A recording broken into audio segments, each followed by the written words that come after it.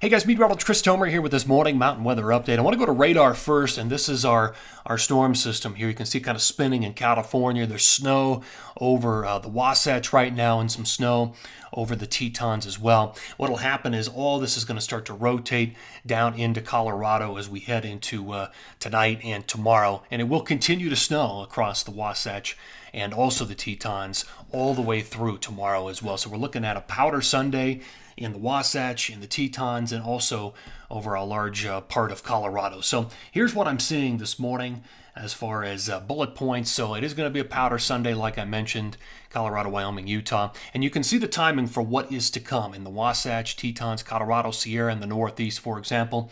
In Colorado, light snow today and then heavy tomorrow. So it picks up overnight tonight into tomorrow.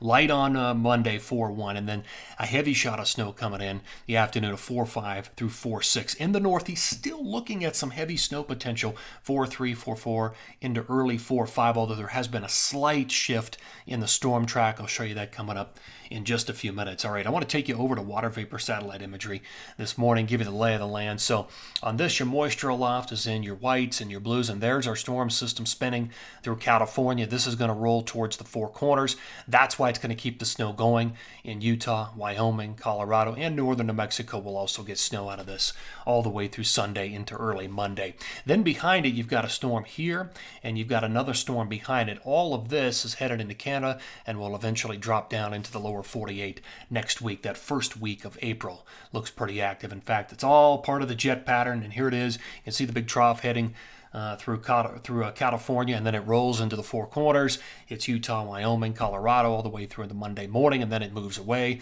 And then here comes that pattern shift from the north. The northern branch buckles out of Canada. You've got one storm system here and a second one behind it. You can see the two different areas. So they'll both have to rotate through the Intermountain West. And this is 4-8, and it's still not finished. So it's probably going to be through 4-9. It's going to take its time. All right, here's the forecast radar and satellite. 5:30 this afternoon. You can see some of the snow over the Intermountain West, but it does intensify. Look at that. Into Sunday morning, heavy snow across the Wasatch, the Tetons, and it's building in Colorado, and there it is by the afternoon. We're looking at some moderate to heavy snow across most of the mountain zones in Colorado. Still heavy snow up through the Wasatch and Tetons, and then by Monday morning, things start to break up a little bit. By the afternoon, it looks like the last sort of shot of snow through Colorado and northern New Mexico, and then the low starts to move away.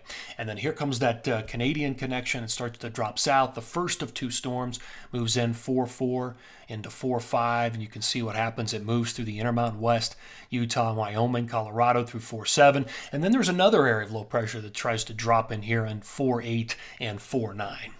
Okay, let's look at the latest numbers. My grand total map by late 4-8 looks like this. We have a lot of snow yet to go with this pattern. So in Colorado, generally 6 to 14 yet to go, 6 to 12, somewhere right in there. Potentially 2 to 3 feet or more of accumulation in the Wasatch, looking at probably 2 to 2.5, almost 3 feet for the Tetons.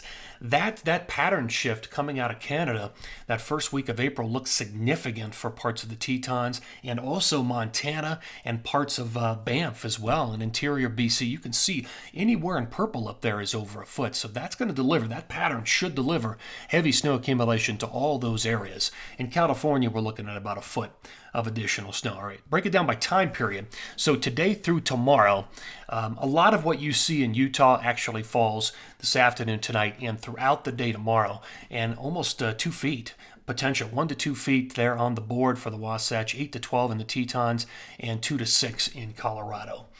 Okay, here we go with the next time period. So this is 4-1 through 4-3. Pretty light period, kind of a transition period.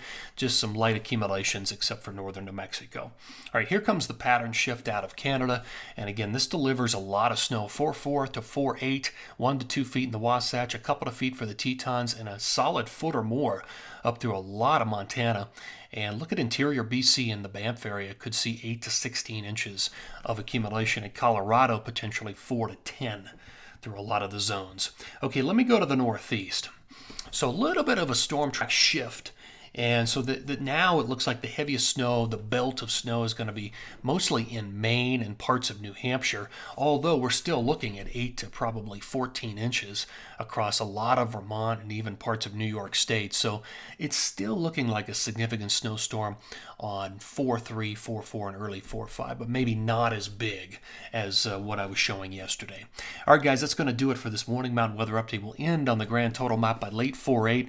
A lot of snow yet to fall across most of the west. Should be very interesting. And again, anywhere on this map in purple's over a foot. All right, guys, take care and enjoy the day.